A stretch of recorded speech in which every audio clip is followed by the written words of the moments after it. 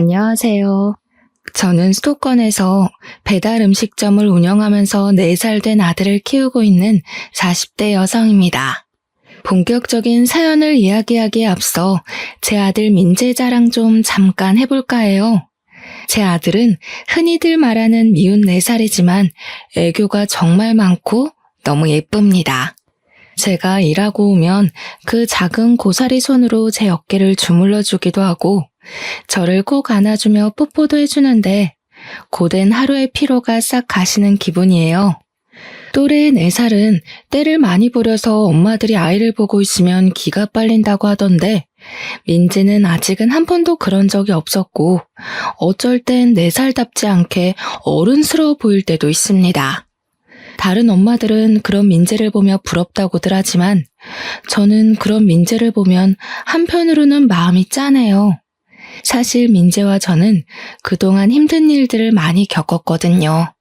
가끔은 다른 어린아이들은 굳이 겪지 않을 힘든 일을 겪으면서 민재가 다른 친구들에 비해 조금 더 일찍 성장해버린 것이 아닐까 하는 안타까운 마음이 들기도 합니다. 저와 민재가 어떤 일을 겪었는지 궁금하시죠? 지금부터 저희 모자의 이야기 들려드릴게요. 글솜씨가 좋지 않아 재미가 없을 수도 있겠지만 너그러운 마음으로 저희 이야기를 들어주시면 감사하겠습니다. 우선 저는 흔히 말하는 짠돌이인 남편과 결혼을 했어요. 생각해보면 제 남편은 연애 때도 돈을 거의 쓰지 않았습니다. 우리의 데이트 코스는 항상 국밥집에다 공원이었고 기념일이라고 해서 특별히 레스토랑을 가거나 선물을 주고받거나 하지 않았어요. 그래도 큰 불만은 없었던 것이 사실 우리 집도 잘 사는 형편은 아니었고 그 당시에는 남편에게 푹 빠져서 같이 보내는 시간 자체가 참 좋았습니다. 그러다가 우리는 결혼을 생각하게 되었고 신혼집은 제가 살던 집으로 정했는데 그 집은 저 혼자 20살 때부터 자취하며 돈을 모아 마련한 제 명의의 집이었어요. 비록 변두리이고 구축의 투룸이기는 하지만 남편과 제 회사가 가까웠고 근처에 대형마트나 편의점 등의 각종 편의시설이 많아서 둘이 살기에는 만족스러웠습니다. 또한 집을 구한다고 대출을 추가로 받지 않아도 되니 살림에도 큰 보탬이 되었죠. 그렇게 결혼을 한 후 남편은 공과금만 반절 내고 생활비는 한 푼도 주지 않았습니다. 사실 신혼 초에는 남편이 생활비 주지 않는다고 해서 큰 문제가 되지 않았어요. 그 당시 저는 대출이 하나도 없었고 저도 회사에 다니며 돈을 벌고 있었으니까요.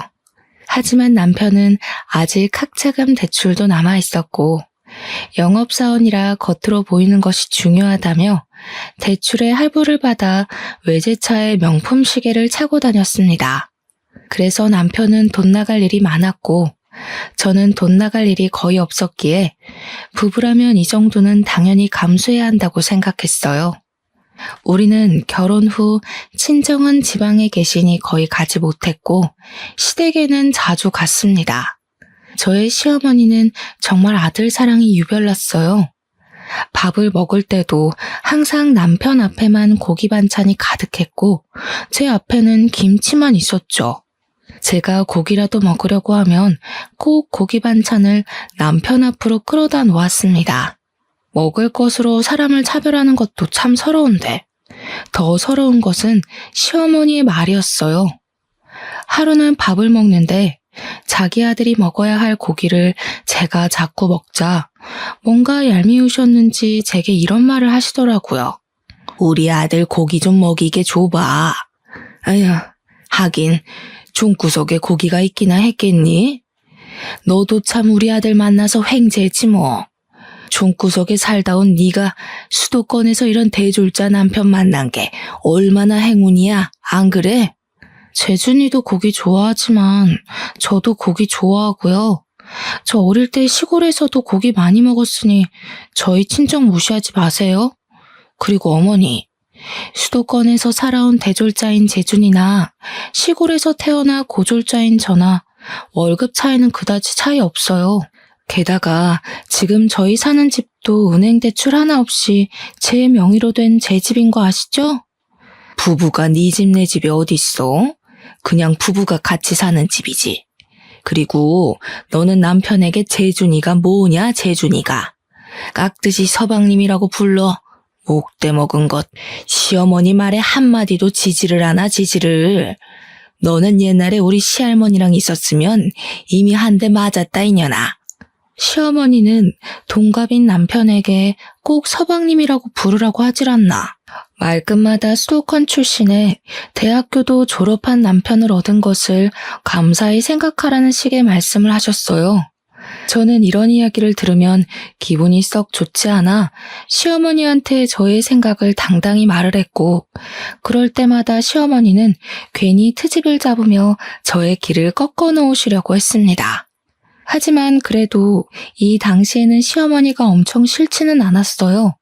왜냐면 저의 시댁은 명절이라고 특별히 음식 장만을 하거나 제사를 지내는 것도 아니었고, 만나도 거의 외식을 하니 다른 집처럼 며느리가 설거지를 다 해야 하는 경우는 없었거든요.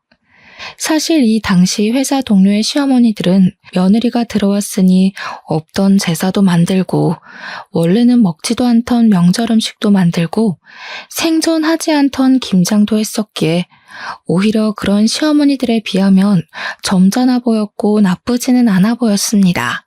그러다가 시어머니에게 처음으로 정이 뚝 떨어진 사건이 있었어요. 사랑으로 남편의 짠돌이 성향이 충분히 극복이 가능했던 신혼생활 중 제가 임신을 했어요. 입덧과 허리 통증으로 힘들었지만 회사에 계속 다녔고, 시간이 흘러 어느덧 임신 8개월이 되었습니다. 슬슬 출산 준비를 해야 하는데 의사 선생님은 아기를 보시더니 뱃속의 아기가 이미 너무 크다며 유도분만을 권하셨어요.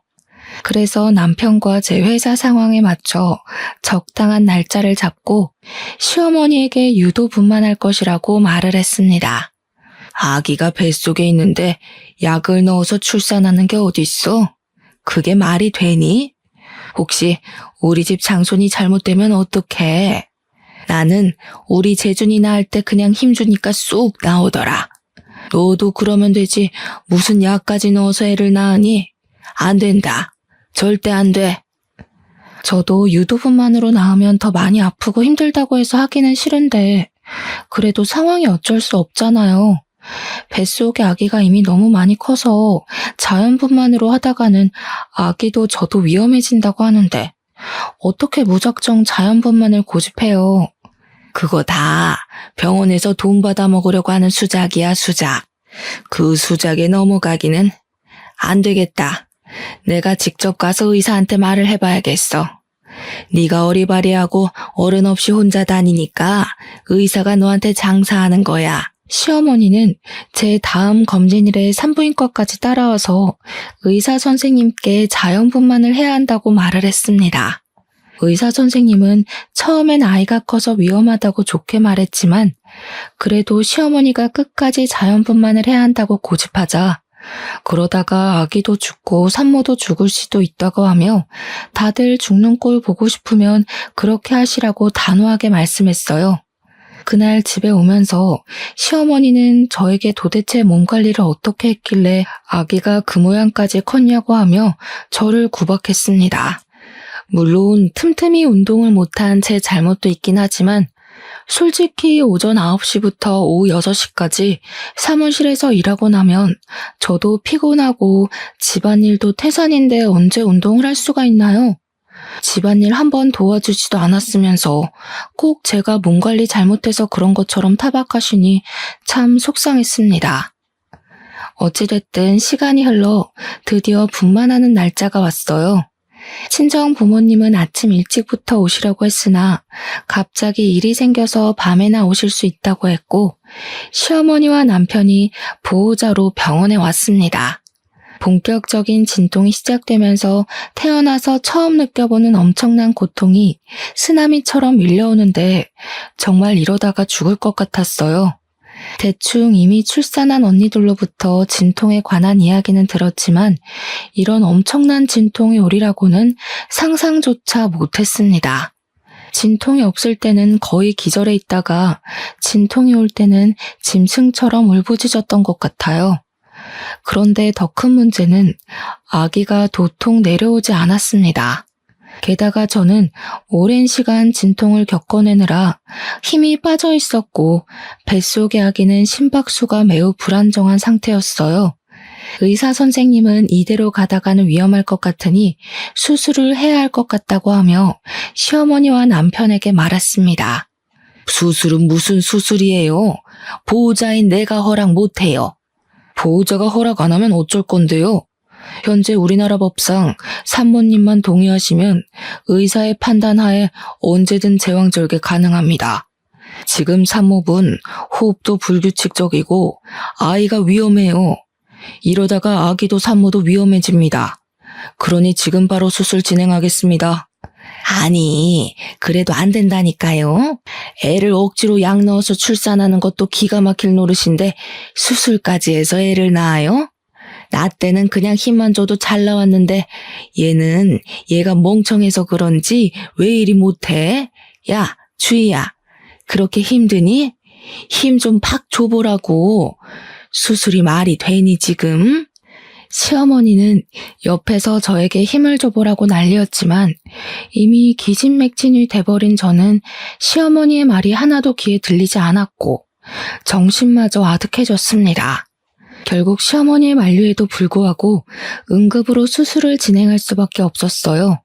다행히 아기는 아주 크고 건강히 잘 태어났지만 저는 지칠 대로 지쳐 있었습니다. 손가락 하나 까딱할 기력도 없이 멍하게 회복실에 누워있는데 친정 부모님이 오셔서 정말 수고했다고 하셨어요. 수술로 출산했으면서 수고는 무슨. 우리 집 장손을 수술로 낳아서 장손이 멍청해지진 않았나 몰라. 사돈, 말씀이 너무하신 거 아니에요? 수술이라도 건강히 나오면 됐지 무슨 멍청해지니 많이 하세요. 사돈이야말로 세상 물정 모르는 소리 하시네요. 자고로 아기는 자연분만을 해야 건강하고 똑똑하게 자란다고요. 이제 한번 보세요. 수술로 태어났으니 분명 멍청하고 비실비실할 겁니다. 우리 집 장손을 그따위로 낳아서 큰일 났어요. 시어머니의 황당한 발언에 어이가 없었지만 병원이기도 하고 옆에 다른 산모들도 있어서 그냥 말을 말았습니다. 그날 밤 남편은 병원에 저와 같이 있으려고 했으나 시어머니가 우리 아들 힘들어서 안 된다고 하며 남편을 시댁으로 데리고 갔어요. 아빠는 우리 집으로 가시고 병실에는 엄마와 저 둘이서만 있었는데 엄마가 제 산후조리를 해주고 싶다고 하셨습니다. 사실 산후조리원에 가려고 했으나 생각보다 금액이 너무 비쌌고 평소에 몸이 건강했었기에 산후조리는 안 해도 금방 회복이 될 것으로 생각해서 산후조리원을 예약하지 않았거든요. 엄마는 산후조리를 제대로 하지 않으면 평생 후회할 것이라고 하며 직접 해주시겠다고 했어요. 저는 굳이 힘들게 그러실 필요 없다고 했지만 2주일 정도는 시간적 여유가 있다며 걱정하지 말라고 하셨습니다. 그렇게 엄마는 저와 함께 병원 생활을 하시고 퇴원 후 우리 집에 가셨어요.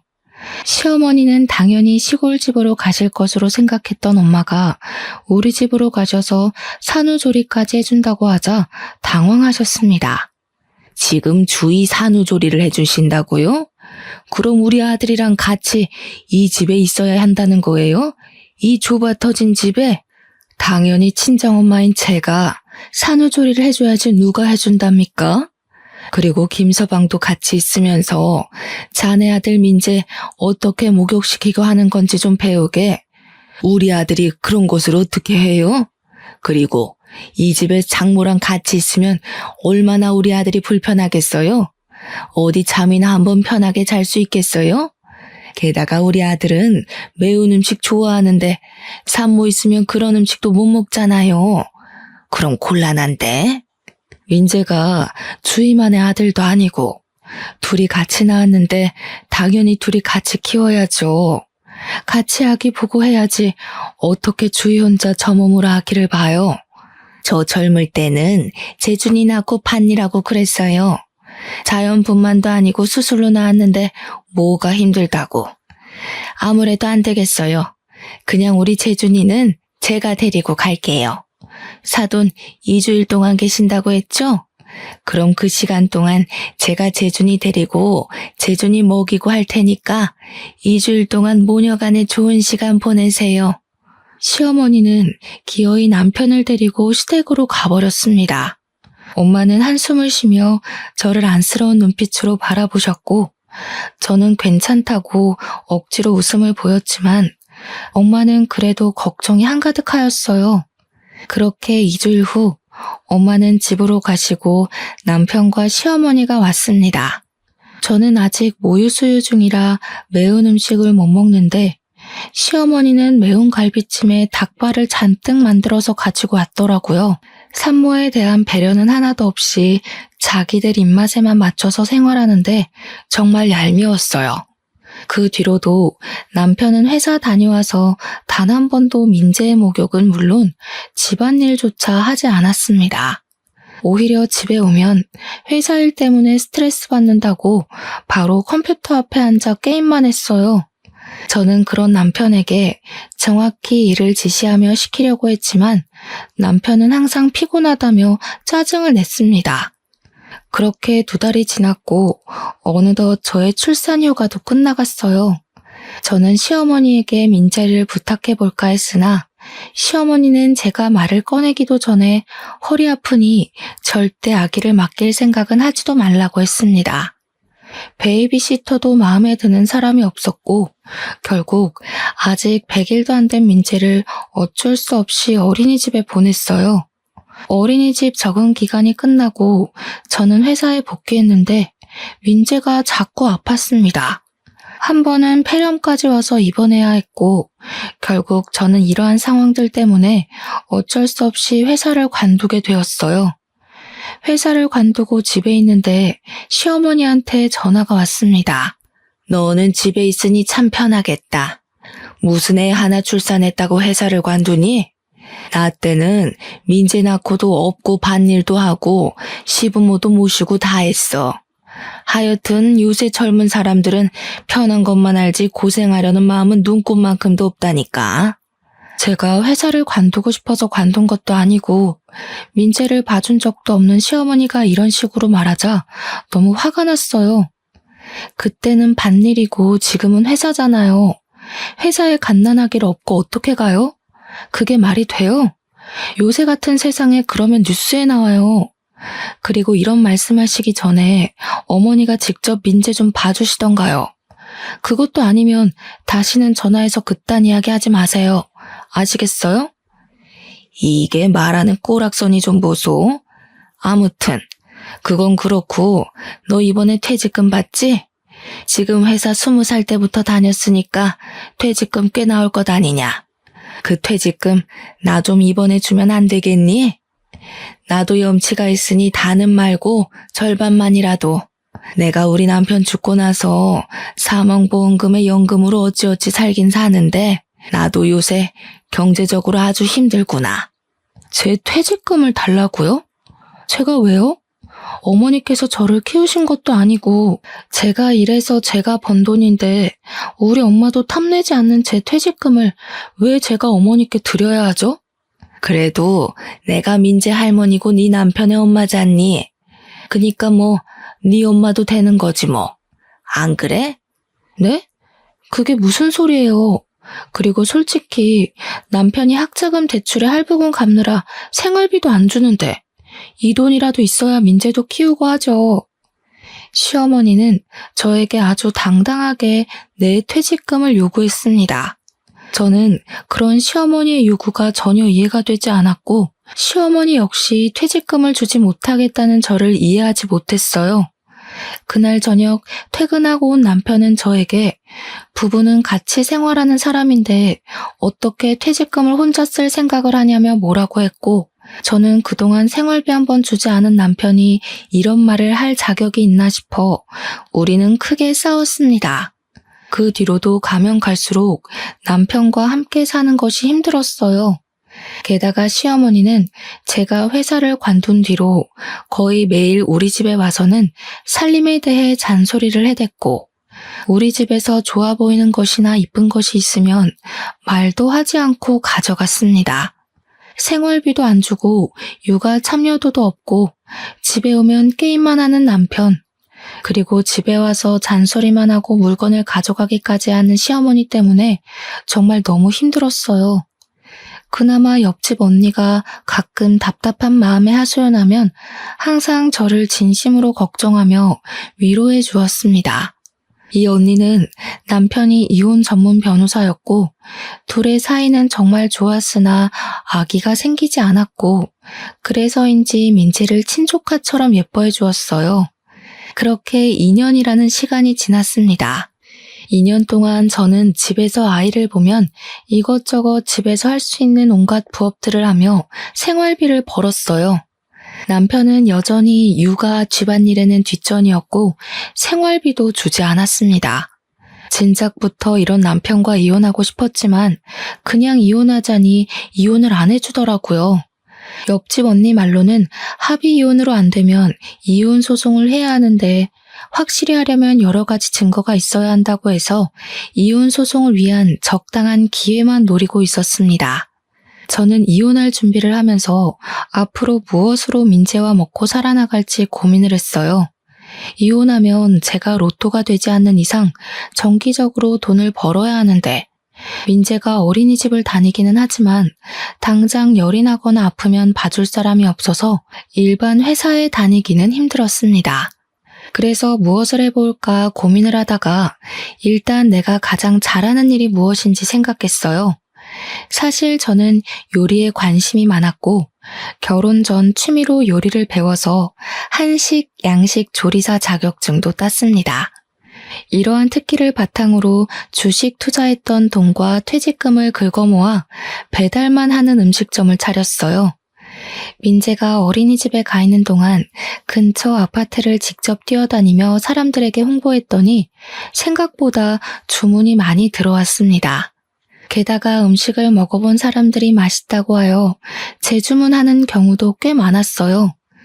중간중간에 민재가 열이 나거나 아플 때는 가게에 민재와 함께 있어야 해서 힘들기는 했지만 그래도 집에서 부업만 할 때보다 많은 돈을 벌 수 있어서 좋았습니다. 제가 이렇게 장사가 잘 될 동안 남편은 코로나의 여파로 회사 경영이 어려워져서 회사를 잘렸어요. 회사 잘리고 남편은 집에서 민재보다 컴퓨터를 더 아끼며 본격적으로 게임만 했습니다. 정말 꼴보기 싫어서 밥도 차려주지 않았지만 참 얄밉게도 엄마가 시골에서 쌀과 각종 밑반찬을 보내주셔서 남편이 밥 하나는 기가 막히게 챙겨 먹었어요. 하루는 가게를 마치고 아이를 하원시켜 집에 왔는데 집 화장실에 못 보던 반지가 하나 있었습니다. 저는 음식을 하다 보니 반지를 아예 끼고 다니지 않았어요. 남편에게 이게 뭐냐고 물으니 당황한 표정을 지으며 엄마가 아까 왔다 가서 놓고 간 반지라고 했습니다. 그런데 어르신들이 하기에는 조금 어울리지 않는 모양의 반지였어요. 극도로 당황하는 남편의 표정과 화장실에 있던 반지가 뭔가 수상쩍었습니다. 그리고 곰곰이 생각해보니 저는 머리가 단발인데 자꾸 집에서 긴 머리카락이 나왔어요. 이상함을 느낀 저는 남편 몰래 초소형 카메라를 구매해서 새벽에 남편 몰래 설치했습니다. 다음날 오전에 마트에서 장보고 가게에 가는데 시어머니가 자주 다니던 화장품 가게에서 나와 내 쪽으로 걸어오고 있었어요. 그런데 시어머니의 옷차림새가 조금 이상했습니다. 날씨가 엄청 더운 날이었는데 시어머니는 가디건을 입고 있더라고요. 저는 시어머니에게 다가가 이 날씨에 긴팔 가디건을 입고 안 더우시냐고 했더니 자기는 나이 먹어서 춥다고 했습니다. 그러다가 지나가던 아이와 시어머니가 부딪혔는데 시어머니의 품에서 고가의 아이크림, 영양크림에서부터 각종 조그만 화장품들이 우르르 쏟아졌어요. 쏟아진 화장품을 시어머니와 함께 주우며 이게 다 무엇이냐고 물었습니다. 뭐긴 뭐야. 다 내가 산 화장품이지. 저 화장품 가게에서는 화장품을 샀는데 쇼핑백 같은 데에도 안 넣어줘요? 그래도 저 화장품 가게 단골이신데 너무하네요. 아, 몰라. 아무튼 나 바빠서 간다.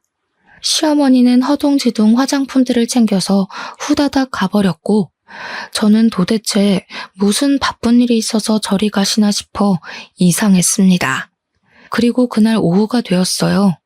주문이 많아 음식을 하느라 바쁜데 시어머니가 그 여름에 웬 털모자를 쓰고 왔습니다. 원래 답답하다고 하며 모자를 생전 안 쓰시던 분인데 여름에 털모자를 쓰니 뭔가 이상했어요. 제가 이 여름에 무슨 털모자를 쓰고 오셨냐고 하자 시어머니는 저에게 어떡하냐고 하며 모자를 벗었습니다. 저는 털모자 속에 숨겨진 시어머니의 머리를 보고 깜짝 놀랐어요. 머리카락이 무슨 불에 그을린 것처럼 힘없이 축 늘어졌고 군데군데 구멍난 것처럼 머리카락이 없었습니다.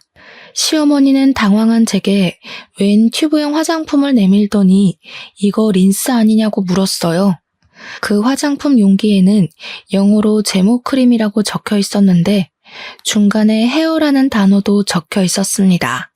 시어머니는 이 헤어라는 단어만 보고 당연히 린스인 줄 알고 머리 감을 때 사용을 해서 이렇게 되었다고 했어요. 저는 시어머니에게 이거 어디서 사셨냐고 물으니 시어머니는 얼버무리며 자주 가던 그 화장품 가게에서 샀다고 했습니다. 그럼 화장품 가게에서 린스를 산다고 했는데 이 제모크림을 주셨다고요? 이거는 그 화장품 가게에 완전히 잘못한 거죠. 바로 화장품 가게에 가서 어떻게 된 거냐고 따져야겠어요. 얘야, 그럴 필요 없다. 자주 가는 단골 화장품 가게인데 뭐하러 따지니? 앞으로도 종종 만나야 할 텐데. 그냥 내 머리는 어쩔 수 없고 이참에 미용실에 가서 머리 좀 손질하고 영양크림인가 뭔가도 넣고 하게 돈 좀 줘보렴. 네? 왜 그 돈을 저한테 청구하세요? 당연히 화장품 가게에다 청구하셔야죠. 지금 화장품 가게에서 잘못 줘서 제모크림으로 머리를 감아서 이렇게 된 건데 당연히 화장품 가게에서 책임져야 하는 거 아닌가요? 안 되겠어요. 제가 직접 가서 따져야겠어요. 그 사거리 약국 옆에 화장품 가게 맞죠? 저는 화장품 가게에 가서 따지려고 했지만 시어머니가 저를 말렸습니다. 원래 시어머니 성격상 이런 일 당하면 끝까지 따질 사람인데 그냥 있는다니까 이게 무슨 일인가 싶었어요. 저는 화장품 가게에 가려고 했으나 시어머니가 끝까지 말리기도 했고 배달 주문도 들어와서 그냥 가만히 있었습니다. 시어머니가 가시고 혼자 일을 하는데 그날따라 주문이 많아서 식재료가 부족했어요. 그래서 마트에 장 보러 갔다가 시어머니의 단골 화장품 가게를 잠깐 들렸습니다. 마침 집에서 쓰던 샴푸도 떨어지고 도대체 어쩌다가 제모크림을 린스로 착각하고 건넸는지 궁금했거든요. 들어가 보니 젊은 여직원 뒤로 시어머니가 썼던 튜브형 제모크림이 있었습니다. 저는 여직원에게 혹시 저 제모크림도 파는 거냐고 했더니 이 제품은 인기가 없기도 하고 유통기한이 지나서 팔지 않는 것이라고 했어요. 시어머니는 분명 여기서 저 제모크림을 샀다고 했는데 저모는 제모크림은 파는 것이 아니라고 하는 것이 이상했습니다. 저는 여직원에게 시어머니의 이름을 말하며 혹시 아느냐고 물었어요. 여직원은 시어머니를 잘 안다면서 원래 이 화장품 가게는 여직원의 어머니가 운영했었고 여직원의 어머니와 시어머니는 고등학교 동창이었다고 합니다. 동창이라는 이유로 시어머니는 매일 화장품 가게를 찾아왔는데 사실 여직원의 어머니는 시어머니를 그다지 좋아하지 않으셨대요. 시어머니가 와도 매출을 올려주는 것도 아니었고 이래야 하는데 샘플만 왕창 요구하며 정신이 하나도 없게 만들었다는 것입니다. 그래도 동네 장사이다 보니 시어머니가 오면 어쩔 수 없이 친절하게 응대를 해왔고 그러다가 여직원의 어머니가 몸이 안 좋아져서 이 화장품 가게는 여직원이 운영하게 되었다고 해요. 시어머니는 그 뒤로도 종종 와서 여직원에게 친한 척하며 엄마는 샘플을 항상 많이 챙겨줬다면서 샘플을 달라고 했다고 합니다. 여직원의 어머니도 말 많고 골치 아픈 사람이니 그냥 샘플 줘서 빨리 보내버리라고 하시는 통에 여직원도 아무 말 없이 그냥 커피 한 잔과 샘플을 많이 주며 시간 보내다가 가라고 했다고 해요. 저는 여직원에게 어머니가 가게 안쪽까지 들어오냐고 했더니 항상 와서 가장 안쪽의 의자에 당당히 앉는다고 했습니다. 순간 제모크림을 여직원이 판 것이 아니라 시어머니가 가져가지 않았을까 하는 생각이 들었어요.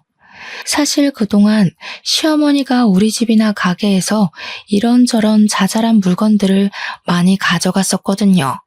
그래서인지 왠지 모르게 시어머니가 훔쳤을 것이라는 생각이 들었습니다. 저는 혹시나 하는 마음에 시어머니가 왔던 시간에 CCTV를 확인해 보라고 했어요. 마음 같아서는 저도 같이 확인하고 싶었지만 제 가게를 운영해야 했기에 그 말만 하고 나왔습니다. 그렇게 며칠이 지났어요. 가게 일을 마치고 집에 가는 길에 잠깐 쓰레기 버리러 나온 옆집 언니와 마주쳤습니다. 같이 엘리베이터를 타며 이런저런 이야기를 하다가 옆집 언니가 아랫집 여자와 친하냐고 물었어요. 저는 아랫집 여자 누군지도 모른다고 하니 아랫집 여자가 자꾸 오후에 우리 집에 들락날락한다고 하며 한번 알아보라고 했습니다. 옆집 언니와 헤어지고 집에 들어가려는데 갑자기 화장실에 있던 반지, 짧은 내 머리와는 다르게 긴 머리카락이 자꾸 나오던 것이 생각났어요. 저는 이전에 설치하고 입고 있었던 몰래카메라를 바로 확인하고 싶었지만 남편이 있으니 참았다가 다음날 민재를 등원시키고 가게로 출근해서 몰래카메라를 돌려봤습니다. 몰래카메라에 녹화된 내용을 보니 정말 황당했어요. 옆집 언니의 말대로 제가 가게에서 일하는 그 시간에 우리 집에 아랫집 여자가 왔더라고요. 아랫집 여자는 우리 집에 와서는 제가 자던 그 침대 위에서 남편과 충격적인 행위를 하고 있었습니다. 영상을 본 저는 이성을 잃었고 지금 당장 이혼할 생각으로 집으로 갔어요. 어차피 민재에게도 전혀 도움이 되지 않는 아빠인데다가 생활비도 한 푼 주지 않고 남남처럼 지내서 언제든 이혼하고 싶었지만 남편이 이혼은 안 된다고 해서 어쩔 수 없이 질질 끌고 온 결혼 생활이었잖아요. 그래서 당장 남편이 없어도 저는 전혀 문제될 것이 없었습니다. 화가 잔뜩 난 상태로 집 앞에 가니 우리 집에서 여자 웃음소리가 들렸고 저는 아랫집 여자와 남편이 함께 있다고 확신했어요. 바로 문을 열고 들어가려는 순간 우연히 제 모습을 본 옆집 언니가 저를 붙잡았습니다. 이혼 전문 변호사인 언니의 남편 말로는 불륜으로 이혼 소송하려면 확실한 증거가 있어야 한다고 하며 핸드폰으로 동영상 촬영하라고 했어요. 저는 언니의 조언에 핸드폰을 켜고 현관문을 열었습니다. 제 생각과는 달리 거실에는 남편도 아랫집 여자도 없었고 대신 큰 방에서 간드러진 여자 목소리가 들렸어요. 이들은 안방에서 열심히 움직이느라 현관문이 열렸는지도 모르더라고요. 저는 바로 안방문을 활짝 열고 핸드폰으로 둘의 실체를 낱낱이 촬영했습니다. 생각지도 못하게 나타난 저를 보며 둘 다 깜짝 놀라 어쩔 줄 몰라 했고 그 모습을 고스란히 찍어버렸습니다. 아랫집 여자는 저를 보더니 얼굴을 가리고 후다닥 자기 집으로 도망갔어요. 그동안 내가 일할 동안 너는 전현이랑 이렇게 뜨거운 시간을 보내고 있었어? 잘 됐네. 안 그래도 너한테 5만 가지 정 다 떨어졌는데 확실한 이혼 소송거리 제공해줘서 고마워. 우리 이제 진짜 제대로 끝내자. 아주 피 터지는 싸움을 하더라도 너랑 끝내고 위자료에 양육비까지 제대로 받을 테니까 각오하고 있어. 알겠어? 주희야, 그니까 이게 말이야. 어떻게 된 거냐면 이미 너랑 아랫집 년이랑 같이 침대 위에 있던 모습까지 다 확인했는데 무슨 말이 더 필요해? 우린 이제 끝났어. 참, 이 집 내 집인 거 알지? 지금 당장 나가. 너 짐 전부 다 챙겨서 나가라고. 만약에 나 오늘 가게 일 마치고 왔는데 너랑 너 짐이 아직도 여기에 있으면 너 맨몸으로 쫓아낼 거야. 알겠어?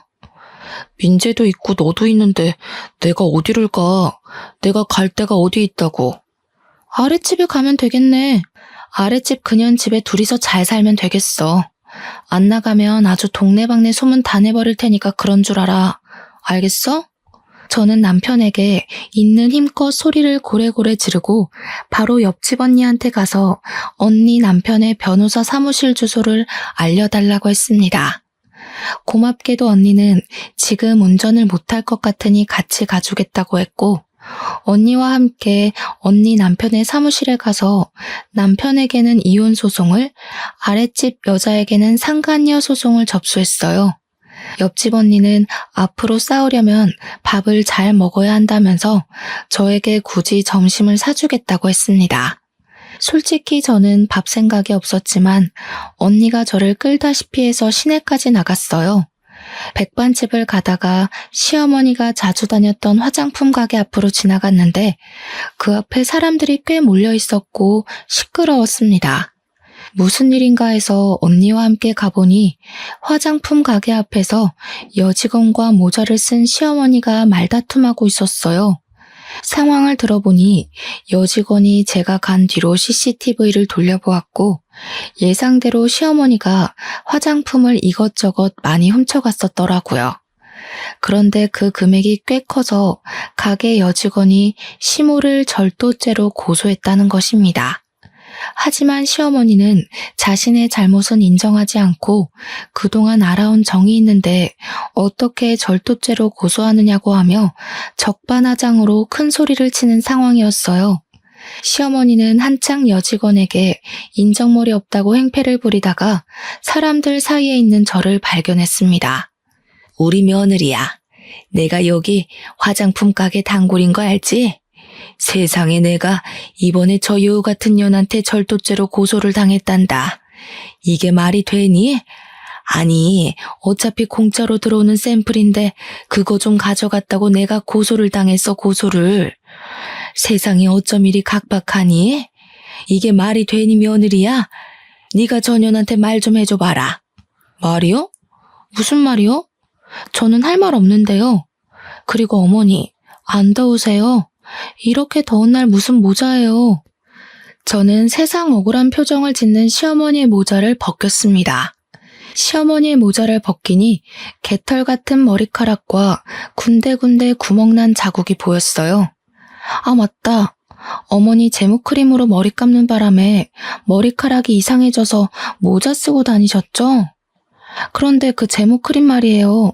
제가 여기 여직원한테 물어보니까 그거 유통기한이 지나서 파는 것도 아니라던데요. 매대에 있던 것도 아니고 직원 자리 뒤에 있던데 어머니는 그것을 어떻게 보고 가져오셔서 그걸로 머리를 감으셨어요?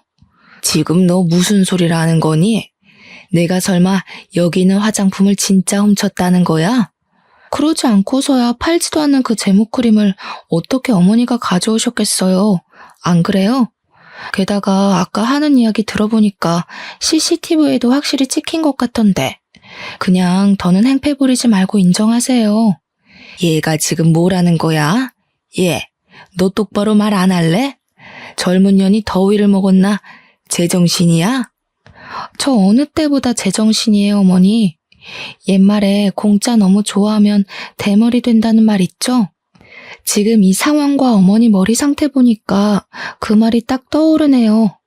평소에도 맨날 우리 집과 가게에 있는 것들 하나하나 훔쳐가시더니 이제는 남의 가게 제품까지 훔쳐가시면 어쩌자는 거예요. 그리고 할 말이 하나 더 있는데요. 저 이제 이혼해요. 저 이제 아줌마의 며느리 아니라고요. 이혼? 무슨 이혼? 우리 재준이가 너랑 이혼해 준대? 네, 이젠 무조건 해야 하거든요.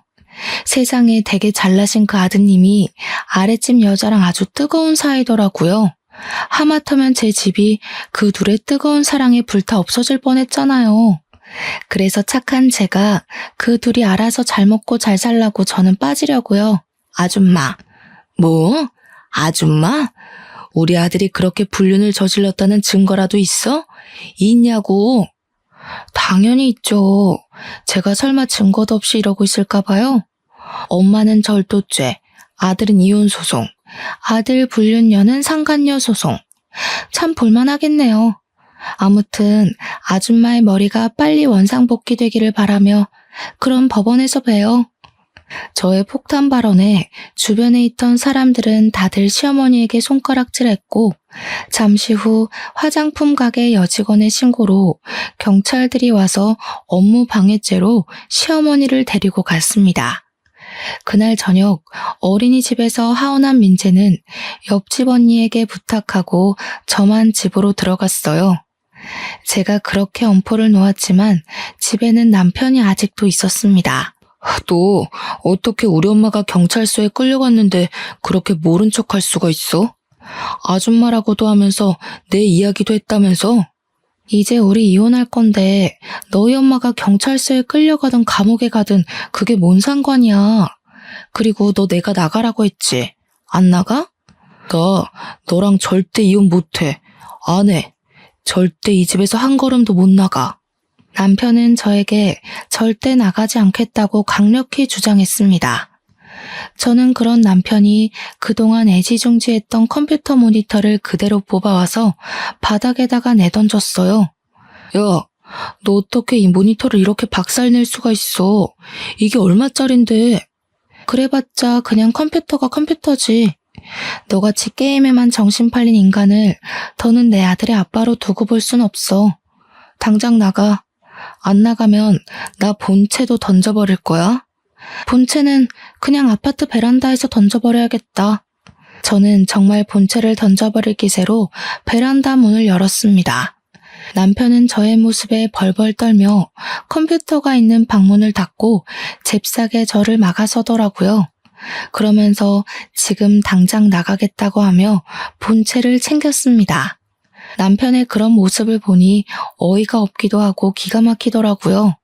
게임에 정신 팔린 놈. 너는 사람보다 본체가 더 소중하냐? 너 같은 놈이 어떻게 우리 민재 아빠가 되었는지. 그거 들고 당장 꺼져. 너 짐들이랑 이혼 서류는 너네 엄마 집에 다 보내줄 테니까 이혼 서류 작성해서 법원 앞에서 보자. 다시는 내 앞에 나타나지 마. 한 번만 더 나타나면 나 너 머리털 한 올 한 올 다 뽑아버릴 거야. 알겠어? 그리고 우리 민재 앞에도 얼쩡대지 마. 민재 앞에 나타나는 순간 나 너 얼굴 프린트해서 이 아파트 단지 내에 다 붙여놓을 거야. 남편은 나의 엄포에 기다시피 해서 나갔고 저는 바로 남편의 모든 짐을 박스에 대충 구겨 넣어 시댁으로 보내버렸습니다. 그리고 저는 밤새 남편의 모든 흔적을 다 치워버렸어요. 그 뒤로 저는 옆집 언니 부부의 도움을 받아 무사히 이혼소송, 상간녀 소송을 진행할 수 있었습니다. 시간이 흐른 지금 시어머니는 기나긴 재판 끝에 징역 6개월형이 선고되었어요. 남편은 이혼소송 끝에 위자료와 양육비를 지급하라는 판결을 받았고 당연히 제 집에서 쫓겨났습니다. 시댁에 들어가서 살려고 했으나 시어머니도 재판을 받으면서 경제적으로 많이 어려워져 집을 팔아버렸더라고요. 그래서 남편은 자신이 끌고 다니던 자동차와 시계, 컴퓨터까지 다 팔고 고시원에 들어가서 어찌어찌 살고 있습니다.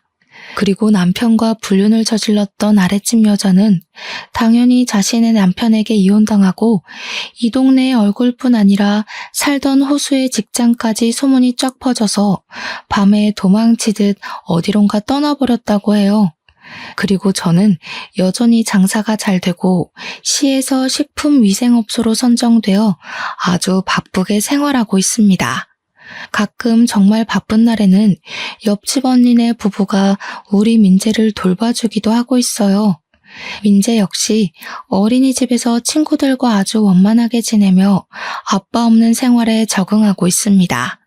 가끔 아빠와 함께 다니는 친구들을 보며 부러운 듯한 표정으로 빤히 쳐다봐서 안쓰럽기도 하고 또래 아이들은 겪지 않을 일들을 겪으면서 너무 빨리 성숙해져 버린 것 같아 안타깝기도 해요. 지금까지는 민재가 힘들게 살았을지 몰라도 앞으로는 민재가 활짝 웃으며 여느 아이들처럼 해맑게 자랐으면 좋겠습니다. 햇살 좋고 날도 좋은 가정의 달 5월이 되었어요. 남들은 어린이날이다, 어버이날이다 해서 다들 연휴에 놀러 가고 가족끼리 추억을 쌓을 계획에 들떠 있지만 저는 오늘도 민재와 저의 행복한 미래를 위해 열심히 일하고 있습니다. 남들처럼 재밌는 추억을 쌓지 못하고 저녁만 되면 너무 피곤하고 지치기는 하지만 저의 삶에 후회는 없어요. 앞으로도 저는 지금처럼 민재의 엄마로서 있는 힘껏 최선을 다해 살아나가겠습니다. 바쁜 시간을 내어 저의 이야기를 들어주신 청취자 여러분은 그 어느 해보다 행복한 5월이 되시기를 바라며 오늘 저의 사연은 이만 끝내려 합니다. 들어주셔서 감사합니다.